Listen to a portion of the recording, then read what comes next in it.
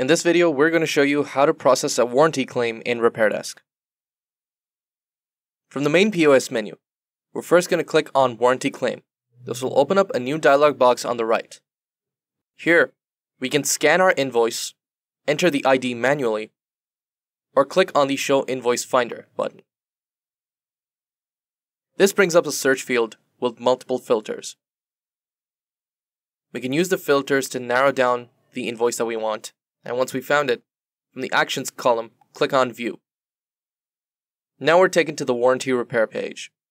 Here we can see the warranty that's in effect on the invoice. If there was a parts issue, in the bottom left-hand corner, we'll click on this button and click to proceed. Now on the next screen, we can choose what we want to do with the part.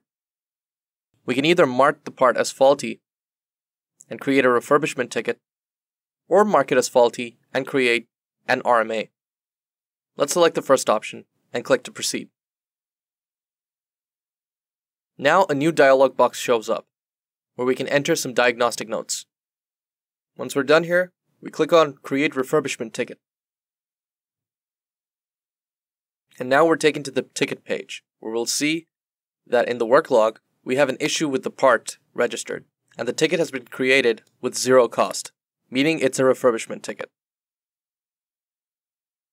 And that's how you can process a warranty claim in RepairDesk.